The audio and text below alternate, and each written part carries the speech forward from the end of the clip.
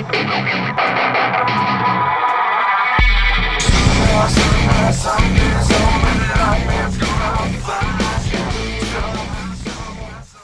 up, bros? This is Matt, aka Lloyd Milligan, and I'm bringing you a Black Ops 2 commentary. And I wanted to talk to you guys about the Pick 10 Create a Class system.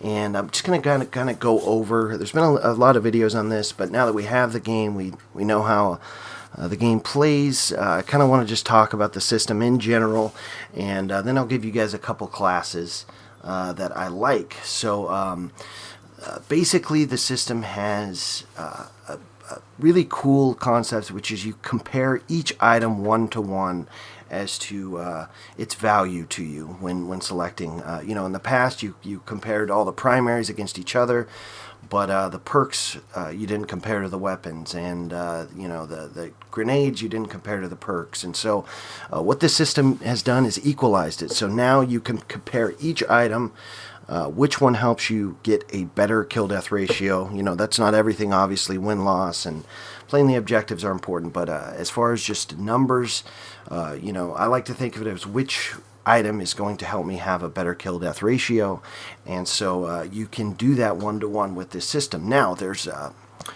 basically there are 11 one-point items, and that's kind of an important number because that means right off the bat you have to choose one of those one-point items, and then there's let's see, there are 1, 2, 3, 4, 5, 6, 7, 8, I believe. There's 8 2-point items, and so obviously in order to select a 2-point item, it has to be more valuable to you than 2 1-point items that you're replacing it with. So so that's kind of how you have to look at it. So now let's look at the 1-point items. You got your primary weapon, you've got 2 attachments, you've got a secondary weapon, an attachment, you've got a perk from each category, you've got 1 lethal grenade and 2 tactical grenades. So those are your 1-point items. Now there's 11 of them, so I think right off the bat, if you are going to just do a standard Call of class, you have to decide, do you want that second primary attachment, or do you want the first secondary attachment? And I think it's kind of a no-brainer. So right off the bat, I think that should be your basis for comparison. Primary with 2 attachments, a secondary no attachments, perk from each class, a lethal, and 2 tacticals. So now you have to decide, do I want to swap out any 2 of the 1-point items for the 2-point items? And the 2-point items are, you could do an extra perk from any of the tiers, you can do an extra lethal, you can do up to 2 extra tacticals. Obviously that's more than 2 points, but you can add tactical grenades for a wild card. You can add a third attachment to your primary, you can add a second attachment to your secondary, which is bonkers, or you can add just a second primary in general. So so that's kind of the 2-point options. Now obviously I said adding the second attachment to your secondary, that's out right off the bat. So you're left with an extra perk, adding a primary as your secondary, adding another attachment to your primary, or adding some grenades. And I think the grenades are more powerful in this game. They were in Modern Warfare 3, in my opinion, but I don't think that adding either one of those is going to bring enough value to get rid of anything else on the list.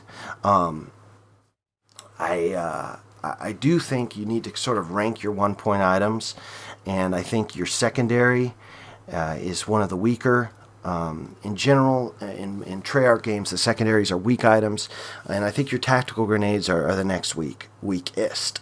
So, in deciding if I think you're deciding if you want to add a second perk in any category or add a third attachment.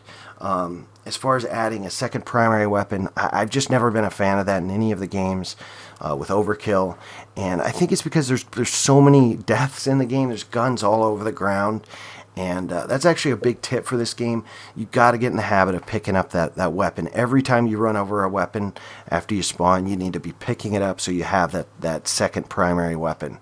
So I just don't think it's worth giving up 2 1-point items in order to have that second primary when you could just find them all over the ground. So yeah, so it's should I add a third attachment or should I add an extra perk? And I think yes, in some cases, if you're playing a certain style, adding that extra perk or attachment could be valuable enough to yeah, forego some of these lesser value items. So let's talk about the actual classes now. I've got the SWAT 556. This is a Slayer class, and I've got the Select Fire on it for those close quarter situations, so I can go full auto. I've got the Reflex Sight, and yeah, I think that's a pretty good combo. It's a pretty good short and long range weapon. It does up to I think 40 damage up close, so you can get that one burst kill. So yeah, and then I've actually got a secondary on this one. A lot of people are not running secondaries in this game, kind of for the reason I already stated, but kind of contradicting that, the 5.7 and the TAC 45 are both 2-shot kills.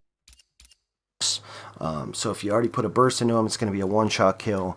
And the other reason I have a secondary on this class is, as a Slayer, you're going to be kind of up above the action, less likely to run over a gun. Now, let's look at the perks. I picked Flak Jacket, Scavenger, and Dexterity.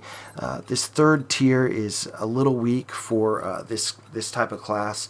The sound in this game is not perfect. I haven't actually used Awareness yet, so I could be swapping out Awareness for Dexterity, which is like SitRep was, as far as making sounds louder. But for now, I've been using Dexterity, and I've got a frag. I've been switching between a frag and a Simtex. I like both of them.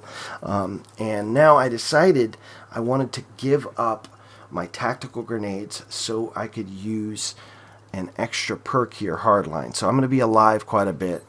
And this way, I'll be getting those kill streaks, supporting my team. And I just think, depending on the game type, the tactical grenades are just not that important in this game. So yeah, that's what I decided to do for this class. Now let's look at a more rushing class. I think the starting submachine guns, the PDW is the best. And I think I've been running it with the laser sight and the suppressor. And I didn't put a secondary on this one just because, you're going to be in the action, you're going to be running over a lot of guns. So you got to, yeah, like I said, get in the habit of picking those up. And I'm running lightweight, fast hands, which fast hands is swap weapons faster. And, once you pick up those guns, you'll be able to switch between them quicker, which is important when you're rushing. I've got Dexterity. Just like in the other class, you're going to be sprinting around. You want to be able to get that gun up and start killing people. And then I got one lethal grenade, frag, and I've got one TAC. Now, I got rid of my secondary and one of the TAC concussion grenades so I could add extreme conditioning, which obviously if you're trying to be a rusher, it's a good perk to have. So those are the two classes that I recommend you guys use starting out. If you guys don't like the SWAT, the other assault that I've been using a lot is the Type 25. The TAR, actually, I found out, has higher damage than most of the other fully auto assault rifles. But some about it I don't like. I don't like the recoil on it, so I recommend the SWAT or the Type 25.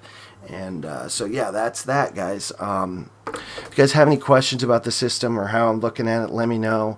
I've been running all low kill streaks, score streaks so far, just because I'm not really confident in my ability to get the big score streaks just yet. So yeah, run that UAV, and I like helping the team, right? So anyways, guys, thanks for watching, and we'll have a lot of videos coming soon. Check out my first impressions video. Link is on the screen now. All right, peace.